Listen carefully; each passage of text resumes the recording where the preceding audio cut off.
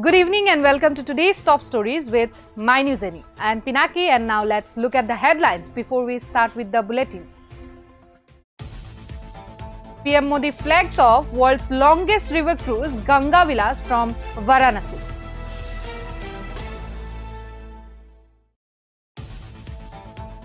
NPP announces names of 58 candidates in Meghalaya polls 2023.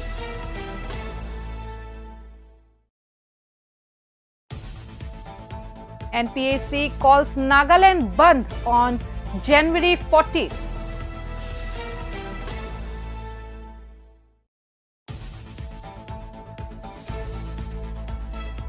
EC to deploy central forces in all polling stations in Tripura to prevent violence during elections. State government temporary employees now eligible for 365 days maternity leave in Sikkim.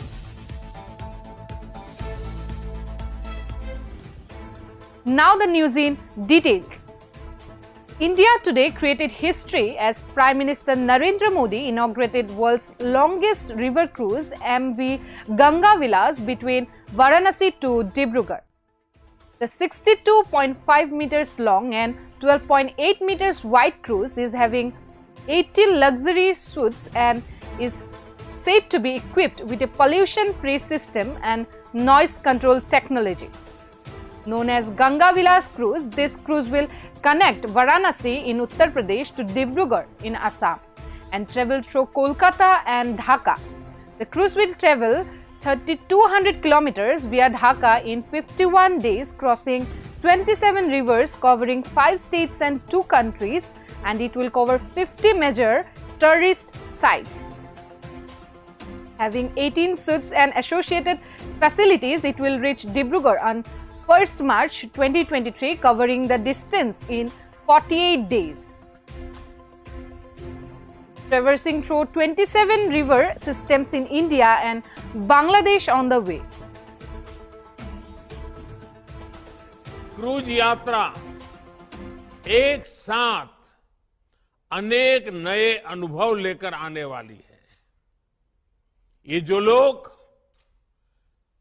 इसमें से आध्यात्म की खोज में हैं, उन्हें वाराणसी, काशी, बोधगया, विक्रमशिला, पटना साहिब और माजुली की यात्रा करने का सौभाग्य मिलेगा।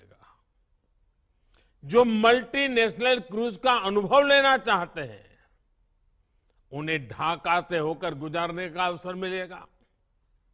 जो भारत की नेचुरल डायवर्सिटी को देखना चाहते हैं, उन्हें ये क्रूज सुंदरवन और असम के जंगलों की सैर कराएगा।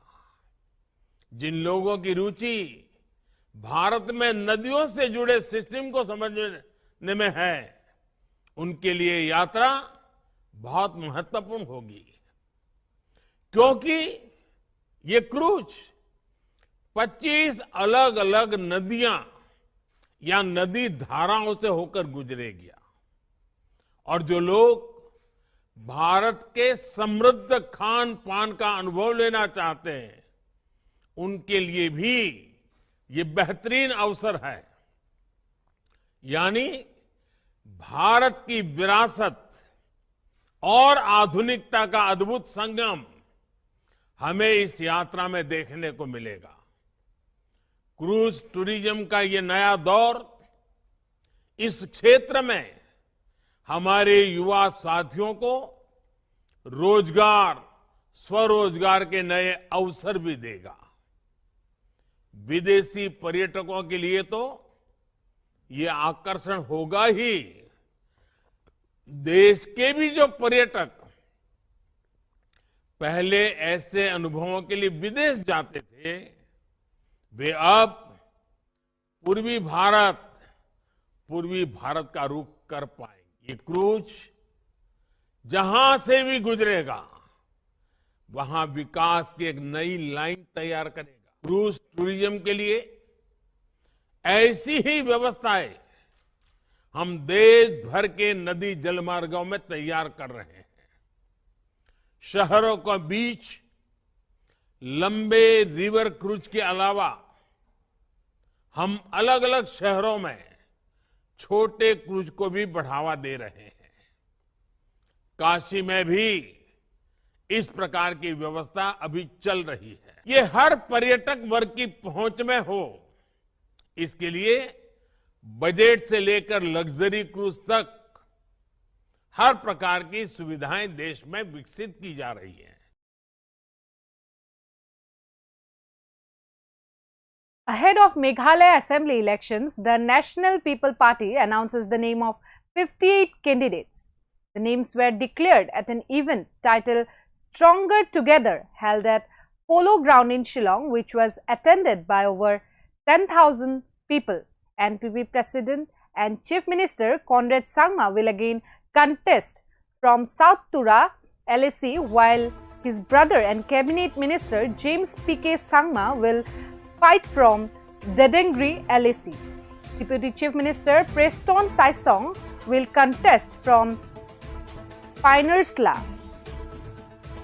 Former State Minister Amperin Lindo, who recently joined the NPP, has been given a party ticket to contest from East Shillong LAC, which she represented in the present assembly till she quit as MLA recently.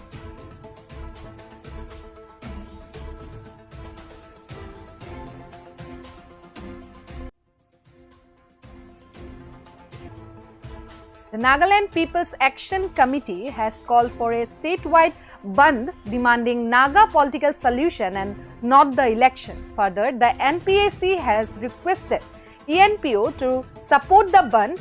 However, no confirmation for participation from ENPO yet. The Nagaland's People's Action Committee held a meeting which was attended by several tribal bodies and civil organizations, unanimously resolved to call for a statewide bandh on 14 January from 6 am to 12 noon, expressing resentment over the inordinate delay in delivering the long-awaited Naga political solution as promised by GOL. On the other hand, on January 10th, 15 tribal bodies of Nagaland retired their appeal to the government of India to seriously and sincerely bring about an honorable and acceptable solution to the protected Indo-Naga issue before the assembly elections in the state and without further delay. The tribal bodies said they are once again compelled to issue this press release that reflects the sincere desire of the Naga people for an early solution.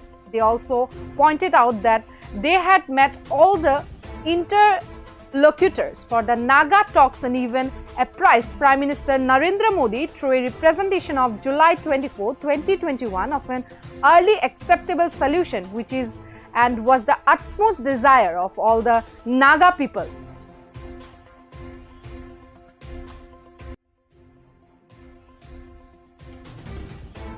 About 100 companies of Central Paramilitary Forces will be deployed in Tripura's sensitive areas amid fears of an escalation in political violence before the assembly polls to the 60-member state assembly due in February to March.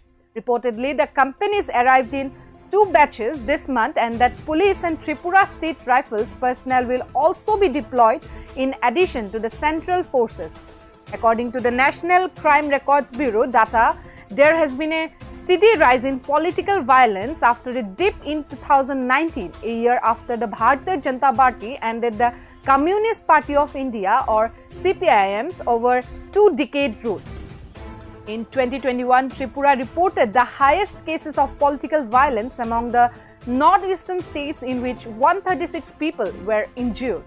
In 2022, 22 political clashes were reported, leaving 78 people injured.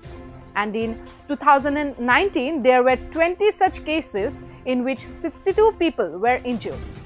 The Election Commission of India data shows 370 cases of violence were reported during the 2018 assembly polls.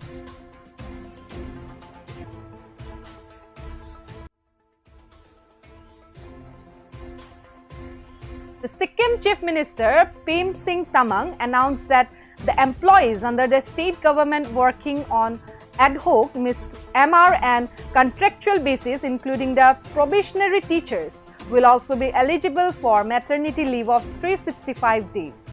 Sikkim CM announced this via social media post. Notably, in the last notification, there was no mention of temporary employees, following which there was resentment as to why only regular employees were given the leverage. However, in the latest information, the state government allowed all employees to work on ad hoc, MR and contractual basis.